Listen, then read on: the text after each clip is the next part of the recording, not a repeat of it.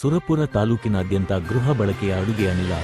LPG gas cylinder ವಿತರಣೆಯಲ್ಲಿ ಉಂಟಾಗಿರುವ ಸಮಸ್ಯೆ ಹಾಗೂ ಗೃಹ ಬಳಕೆಯ ಸಿಲಿಂಡರ್ಗಳ ಅಕ್ರಮ ಮಾರಾಟವನ್ನು ತಡೆಗಟ್ಟುವಂತೆ ಆಗ್ರಹಿಸಿ ಕರ್ನಾಟಕ ರಕ್ಷಣಾ ವೇದಿಕೆ ಸುರಪುರ ತಾಲೂಕು ಘಟಕದ ಪದಾಧಿಕಾರಿಗಳು ತಹಶೀಲ್ದಾರ್ ಅವರಿಗೆ ಮನವಿ ಸಲ್ಲಿಸಿದ್ದಾರೆ.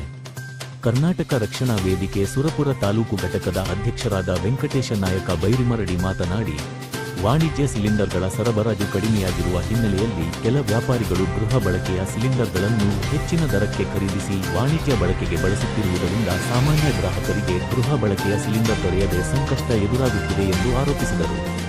ಇದೇ ವೇಳೆ ಗ್ಯಾಸ್ ಸಿಲಿಂಡರ್ ಬುಕ್ಕಿಂಗ್ ಮಾಡದೇ ಇರುವ ಹೆಲ್ಪ್ಲೈನ್ ಸೇವೆಯು ಕಳೆದ ಕೆಲವು ದಿನಗಳಿಂದ ಸ್ಥಗಿತಗೊಂಡಿರುವುದರಿಂದ ಅನೇಕ ಗ್ರಾಹಕರಿಗೆ 1 ತಿಂಗಳಾದರೂ ಸಿಲಿಂಡರ್ ದೊರೆಯುತ್ತಿಲ್ಲ ಎಂದು ಅವರು ತಿಳಿಸಿದರು. ಜೊತೆಗೆ ಕೆಲ ಡೀಲರ್ಗಳು ಗ್ರಾಹಕರಿಂದ ಮನೆಗೆ ತಲುಪಿಸುವ ವೆಚ್ಚವನ್ನು ಪಡೆದರೂ ಮನೆ ಬಾಗಿಲಿಗೆ ಸಿಲಿಂಡರ್ ತಲುಪಿಸದೆ ಹೆಚ್ಚುವರಿ ವೆಚ್ಚವನ್ನು ಭರಿಸಲು ಹೇಳುತ್ತಿರುವುದಾಗಿ ಸಂಘಟನೆ ಆರೋಪಿಸಿದೆ. ಈ ಸಂದರ್ಭದಲ್ಲಿ ಕರ್ನಾಟಕ ರಕ್ಷಣಾ ವೇದಿಕೆ ಸುರಪುರ ತಾಲೂಕು ಘಟಕದ ಉಪಾಧ್ಯಕ್ಷರಾದ ಆನಂದ ಮಾಚಗುಂಡಾಳ, ನಾಗೇಂದ್ರ ದೊರೆ ಚಂದಲಾಪುರ, ಯುವ ಘಟಕ ಅಧ್ಯಕ್ಷರಾದ ವಿಜಯಕುಮಾರ ನರಸಿಂಹಪೇಟೆ, ಸಹ ಕಾರ್ಯದರ್ಶಿ ಸಾಯಬಣ್ಣ ದೊರೆ, ಶೇಖರ ಚೌಡೇಶ್ವರಿ ಹಳ, ಸಂಚಾಲಕರಾದ ಲಕ್ಷ್ಮಣ